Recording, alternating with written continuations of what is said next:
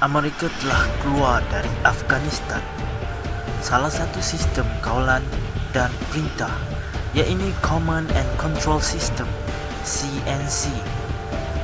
Mereka iaitu digunakan untuk mengawal drone tanpa pemandu. Telah dirampas oleh Taliban ketika konvoi pengangkutan Amerika sedang bergerak ke bawah dari salah satu penggalan di atas bukit. Taliban menyerang hendap konvoi tersebut dan membunuh 2 kaki tangan Navy SEAL Amerika. Merampas peralatan senjata termasuk CNC yang beratnya 12 tan dan dimasukkan ke dalam 6 peti. Peristiwa ini berlaku lebih kurang sebulan yang lalu pada Februari 2014. Tiada liputan di dalam peristiwa ini.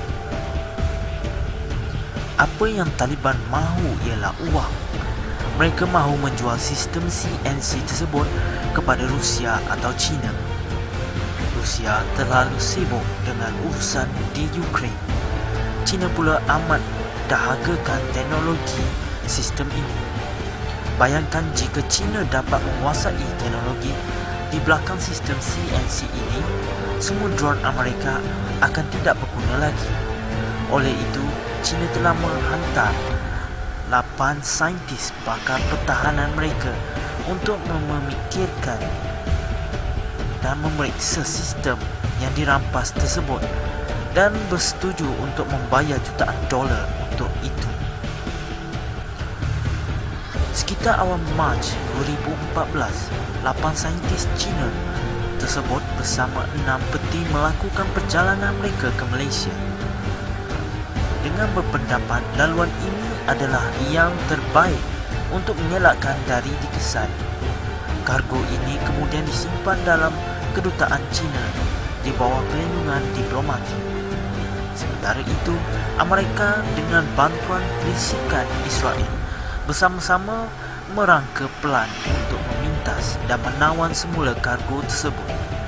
China berfikir ada lebih selamat untuk mengangkut kargo tersebut menggunakan pesawat awam untuk mengelakkan syakwasangka.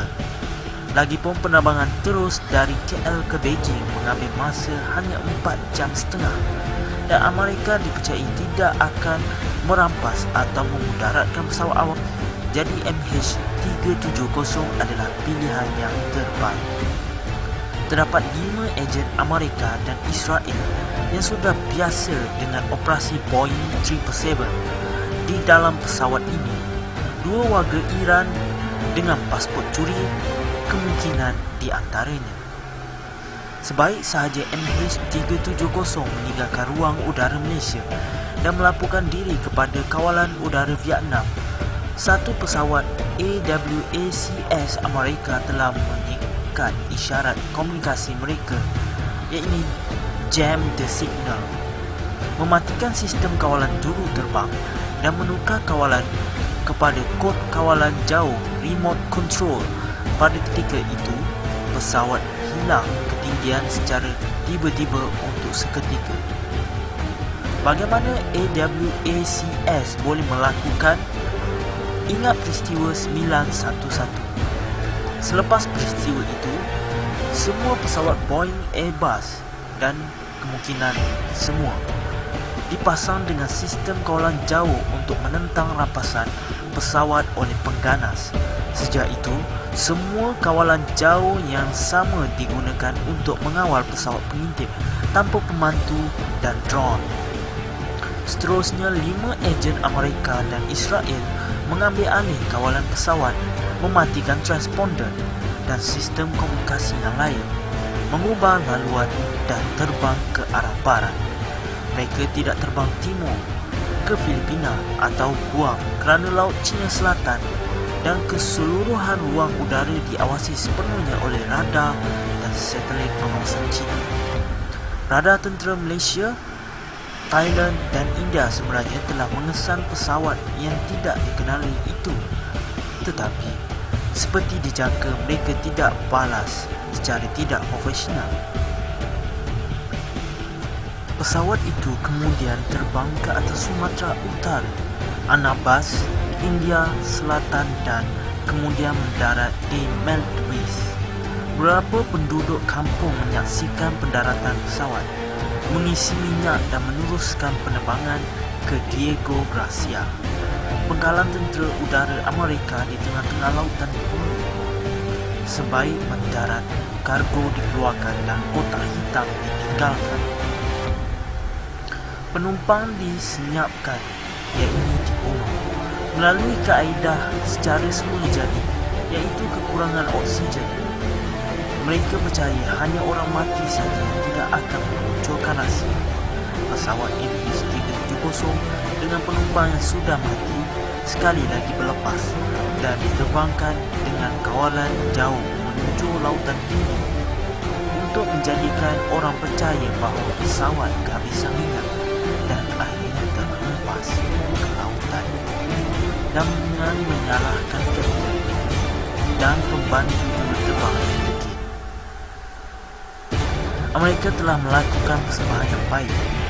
Pertama, mereka mengalihkan semua perhatian dan usaha carian di lautan China Selatan, padahal MH370 terbang ke arah barat lautan Hindi. Kemudian mereka dengan bantuan media-media, mereka telah mengeluarkan kenyataan-kenyataan yang bercanggah dan bukti-bukti untuk mengelirukan dunia. Australia memainkan peranan sebagai pembantu pelakon. Jika dilihat usaha yang dibuat oleh China dari segi bilangan pesawat carian, kapal dan satelit, mula-mula mencari di lautan China Selatan, kemudian di Selat Melaka dan lautan Hindi, ini agak luar biasa. Ini menunjukkan bahawa China amat prihatin, bukan kerana ramainya penumpang awam China, tetapi lebih kepada nilai tinggi kandungan pesawat dan nyawa 8 ahli sains pertahanannya. Jangan percaya cerita. Saya tidak mengharapkan anda untuk mempercayai, tetapi mari kita tunggu dan lihat bagaimana episod ini mendedahkan diri akhirnya nanti. Atau mungkin ia tidak akan berlaku sehingga kemunculan Snowden, iaitu Edward Snowden, pakar komputer US, bekas kaki tangan CIA yang paling tadang dan mendedahkan pelbagai program dan dokumen rahsia US. Sumber Facebook Abdul Majid Hassan.